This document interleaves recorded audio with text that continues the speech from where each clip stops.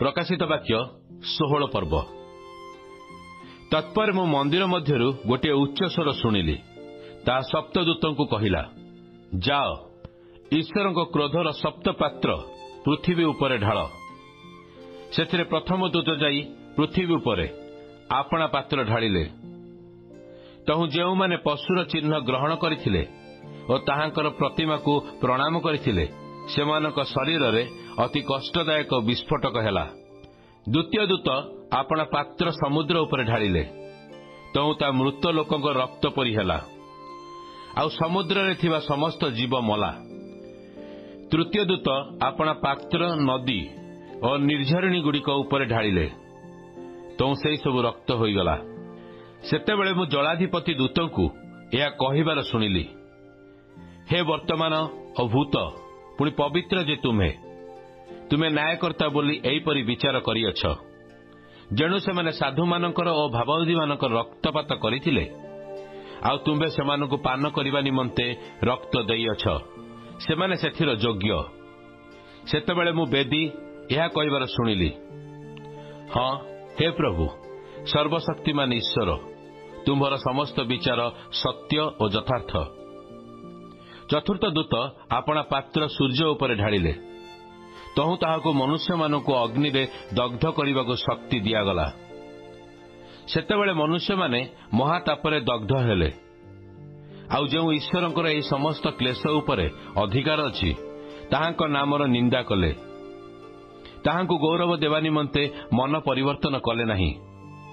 पंचम दूत आपणा पात्र सेई पशुर सिंहासन उपरे ढाळिले, तहु ताहार राज्य अंधकारमय हेला, आउ लोक माने वेदना हेतु आपणा आपणार जीभ कामुड़िबाकु लागिले।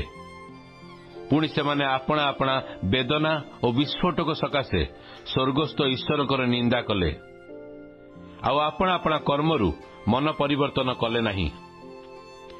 षष्ठ दूत आपणा पात्र फरात महानदी उपरे ढाळिले, तो पूर्व दिगरु आगमनकारी राजा मानक निमंते पथ प्रस्तुत हेबा पई ताहार जल शुष्क होइगला। तत्पर मु देखिली सर्पर मुखरु, पशुर मुखरु और भंड भाववादीर मुखरु बेंग परी तीनोटी अपवित्र आत्मा बाहरिले। एमाने आश्चर्य कर्मकारी भूतात्मा होई सर्वशक्तिमान ईश्वरक महादिनर युद्ध निमंते समस्त जगतर राजा मानकु एकत्र करिया पई सेमानक निकटकू बाहरी जाती। देख आमे चोर परी आसुअछु, जे जाग्रत थाई आपणा वस्त्र रक्षा करे से धन्य, कारण ताहा कले से उल्लंघ होई बुलिब नहीं और लोके ताहार लज्जा देखिबे नहीं। से अपवित्र आत्मा माने राजा मानकु एब्री भाषा हिमगिद्योन नामक स्थान रे एकत्र कले। सप्तम दूत आपणा पात्र आकाश रे ढाळिले, तो मंदिर मध्यरु सिंहासन ठारू एही उच्च स्वर हेला, समाप्त हेला। सेथिरे विद्युत विभिन्न स्वर और वज्रध्वनि हेला, पुणी महाभूमिकंप हेला। पृथ्वी रे मनुष्य सृष्ट हेबा समय ठारू एपरि महाभयंकर भूमिकंप आउ केबे होई नथला। सेथिरे सेही महानगरी तीन भाग रे विभक्त हेला और विजाति मानक नगर समूह भूमिसात हेला।